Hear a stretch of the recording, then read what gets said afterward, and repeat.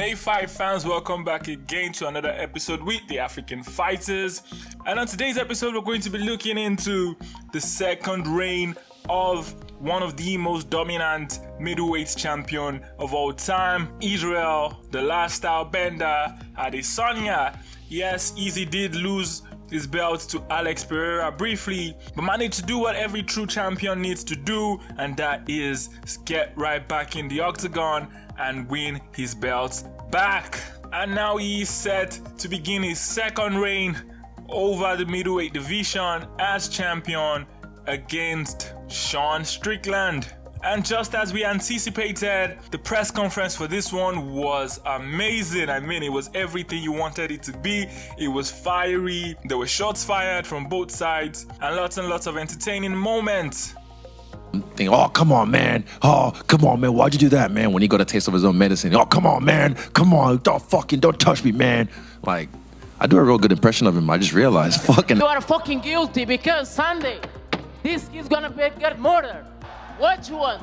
What you want? All right, yeah. Shut the fuck mouth. Sit down. Yo, things is with Strickland. Sit the fuck down.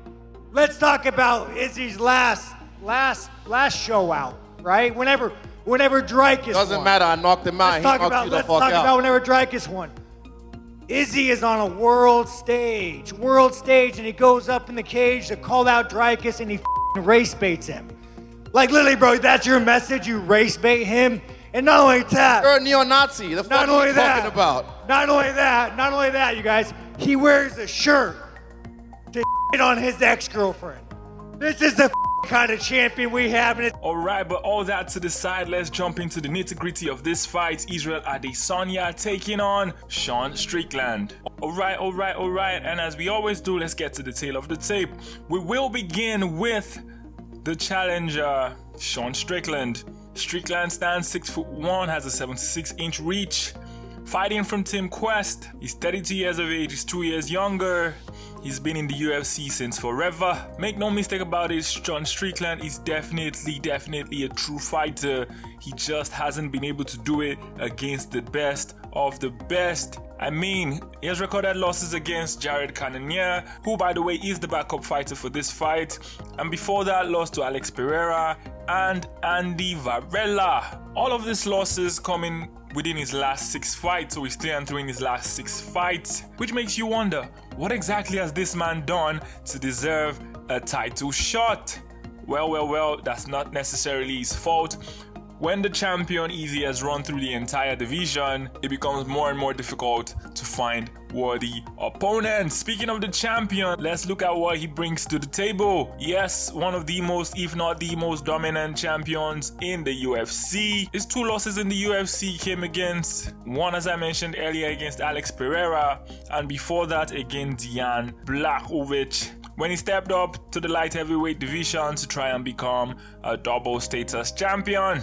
Other than that, he has been spotless. He has destroyed everything that has been put in front of him, and now faces a man who can be described as a mad dog, who will just keep coming forward until you put him out of his misery. Alright, now let's look at how these two match up. You're going to see a highly skilled kickboxer take on someone who is more or less just a boxer who doesn't have the range or the reach to get into the guard of the champion. This is by no means going to be an easy fight for Sean Strickland. This is probably the most difficult fight of his career. Easy might not have that left hook that Alex Pereira has, which will put him out of his misery pretty early, but Easy will punish him, eat away at those legs, and then make it extremely difficult for him to move out of the way of the big punches. That is what I see happening in this fight. Easy methodically breaking down his opponent. On Easy's part, however, is there anything to be worried about? Of course, Sean Strickland has admitted that he has been wrestling all camp. Will we definitely see him shoot for takedowns, or will he want to do the man dance with Israel Adesanya? Personally, I think he's gonna try and stand with Easy, but when it becomes clear to him that he's way in over his head, he will begin to shoot for takedowns, and by that moment, I promise you, it will definitely be too late. It is no secret that his best chance against Easy is to try and wrestle, but guess what? a lot more talented wrestlers have tried and failed. Will his amazing boxing skills make him a better option to try and wrestle Adesanya by setting it up properly? We have to wait and see. However, a fight is a fight, and every fighter in the UFC definitely has a puncher's chance. If something you do not see coming hits you, you might just go down, and that will be the end of the fight. Izzy does need to be careful. Sean Strickland is definitely no scrub. Strickland loves to fight behind the jab. He's an amazing boxer, probably right up there with Max Holloway as one of the best boxers in the UFC. However, this is not just boxing. Izzy does have what it takes to take his legs out, and without the legs, he will not be able to move. Pay close attention to the body kicks and the head kicks of Izzy against Sean Strickland. Strickland does tend to drop his hands and rely on his head movements against most fighters. It has cost him a couple of times in the past. If he goes out there with his hands low and his chin high against such a talented striker like Izzy, oh my god, watch out for that head kick.